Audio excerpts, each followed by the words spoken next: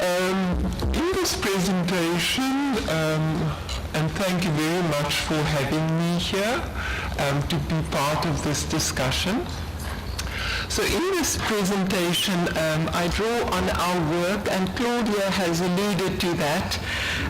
I draw on our work with Indigenous women university students and schoolgirl students and their awakening of their awareness of the inequalities, but also of their potential for being activists, for being the warriors, the persons engaged in some struggling against inequality, but they have perseverance, they have vigor, and they have courage. So this is the story about their courage and what it has achieved for them. There we go. South Africa is definitely part of the world and part of the turbulent times, therefore. And we are actually in our 23rd year after democracy. And we are indeed experiencing turbulent times, still grappling with the issues of establishing a society based on democratic values, of social justice, of fundamental human rights, as is put forward in our constitution. But South Africa has its own domestic challenges, and particularly now, if you might think of the news, contested political power, which leaves the women, the young girls, and the experiences of inequalities, oppressions, and violence pushed back and unaddressed, as did happen during colonialism and post-colonialism, as did happen during apartheid and post-apartheid. So women are definitely making their voices heard. They are redefining themselves and claiming their rightful place. That's a picture of women fighting for better salaries, and they are not going to back down. So that is the face that we see in South Africa in general, women wanting equality. But there's a lot holding us back from achieving that. If I go on to the particular higher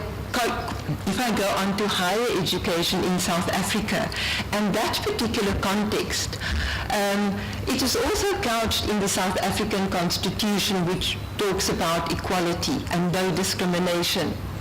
We also have a Commission for Gender Equity, which is supposed to look after our equality throughout and to be the watchdog, the monitor of the inequalities. But it hasn't changed much. The gender inequality remains, and the gender violence remains, just as it is also worldwide a concern. If I look in particularly at the higher education context, the university context, the TVET context that Claudia spoke about, there's a lot of research which still points to coercive sexual practices, to transactional sex on campus, but also to institutional violence on campus.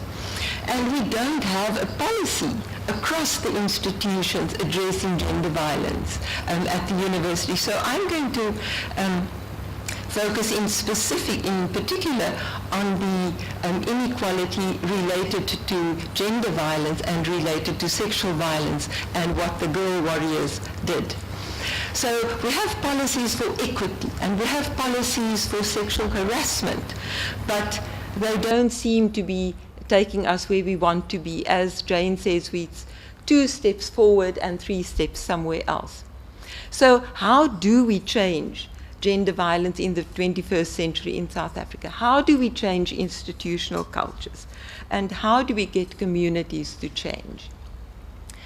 As we've pointed out, violence is all over in the homes, and it spills out onto our university platforms. Now, Stellenbosch University is one of the most prestigious universities in South Africa, and they are claiming that there is a rape culture, and then that which needs to be addressed.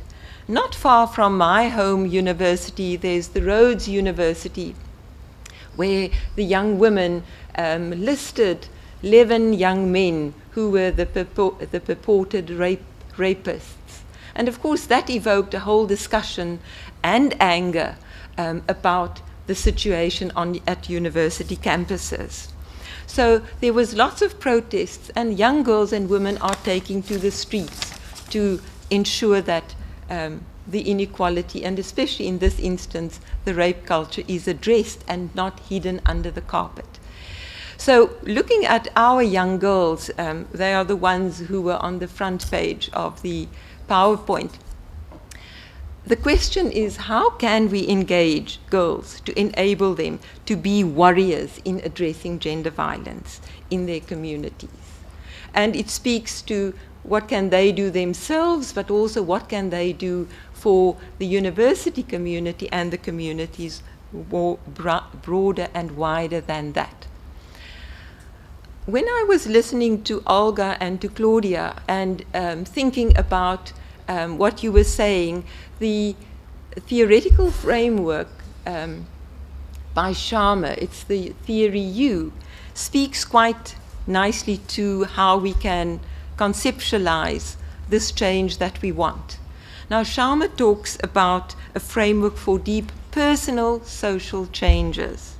And it is an experiential process for enacting the change. So the personal change must lead to social change, but we must also then enact the process and take something forward. I won't explain the whole theory, but the downloading basically implies that we as women should think about our own lives and what we allow and what we think about ourselves, and how we can stop or suspend the things that we think and hear, the messages. So suspending the ideas of we are not good enough, we don't deserve this, our voices need not be heard. And then on the right-hand side, it's about going into yourself, thinking about your own context and your own life experiences. And then at the bottom with the presencing, it implies there's a needle that all of the self gets turned inside out, and then the self enables taking action on the side up. And right at the top, the institutionalizing, and then as I understand it or see it, is the place where the policy frameworks can kick in. So Sharma provides us with some idea of how to engage with the young girls, to look in their own lives, and to then use that of seeing that my life and my challenges are also the bigger challenges, and then take it up as a bigger challenge, not just my own personal challenge. So the example of the Girls Leading Change, Claudia spoke about the project.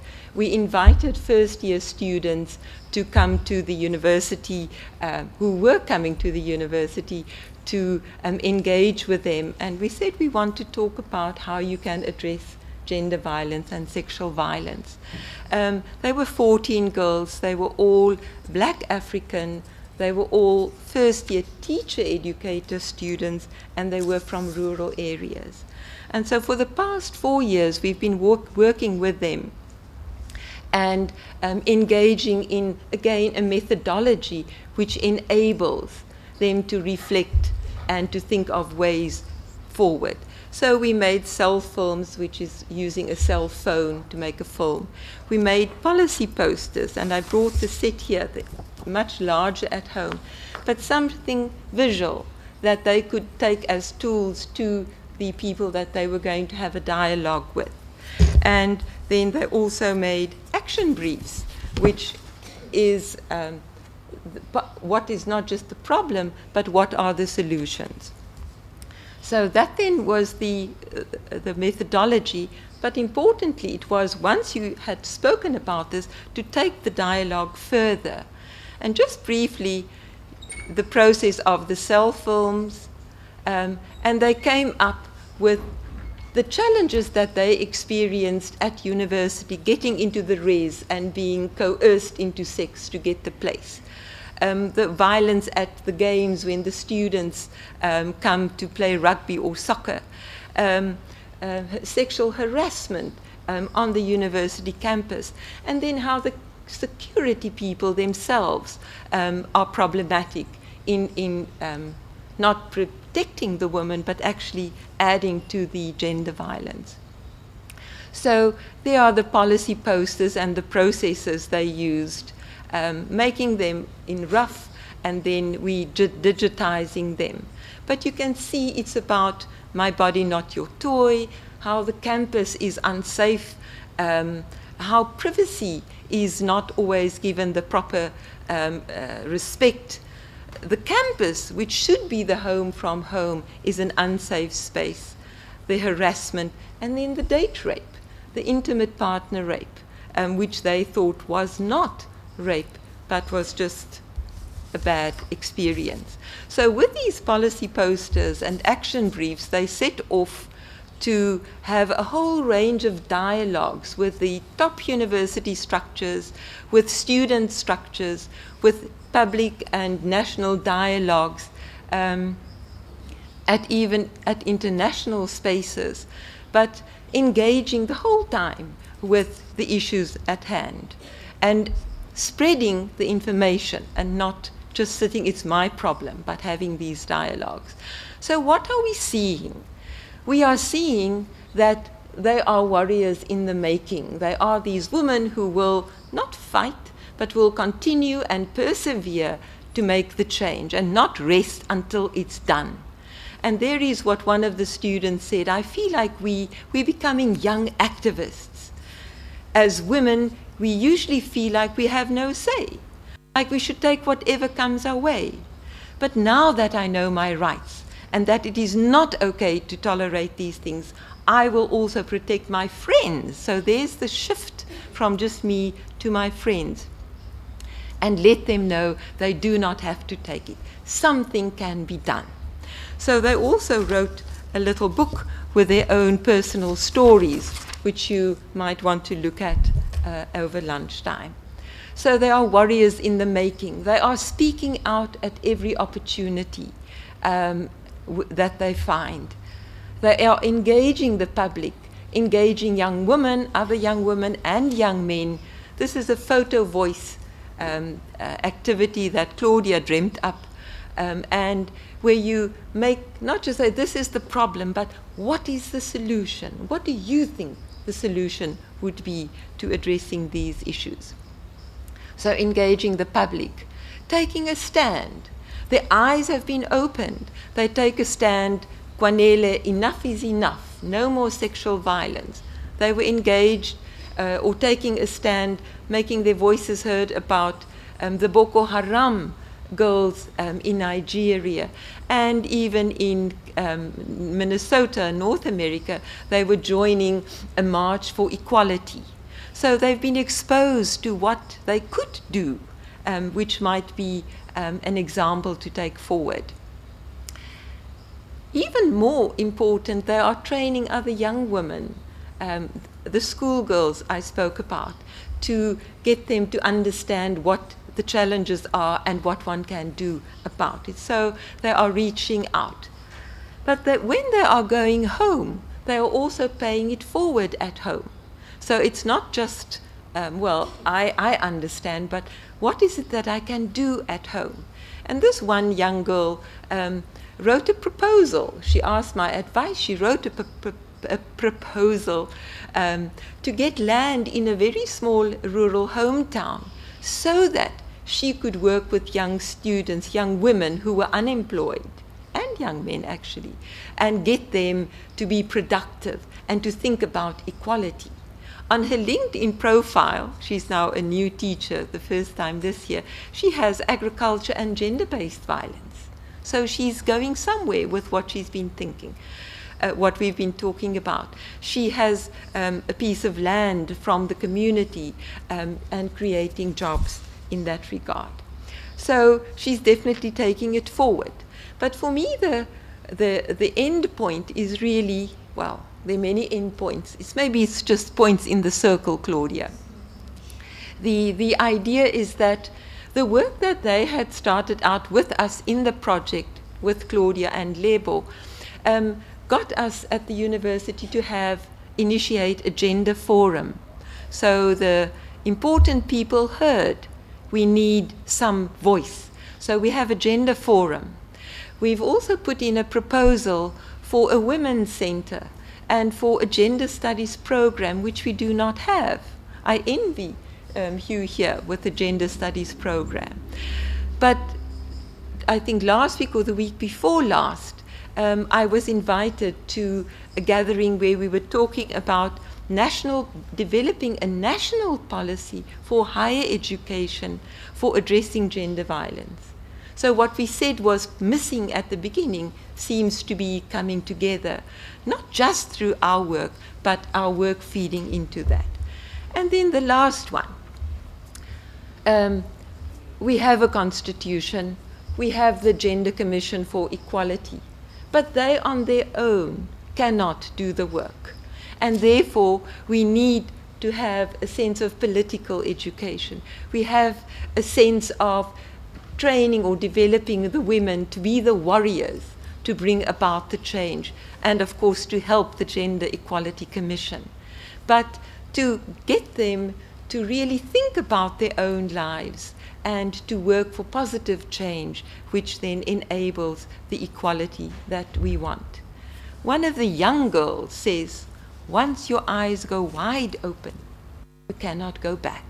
And so I work, and I think Claudia works, if we can get young women's eyes to go wide open, I think we have succeeded. So there are the girl warriors, the old warriors and the young warriors. So thank you very much.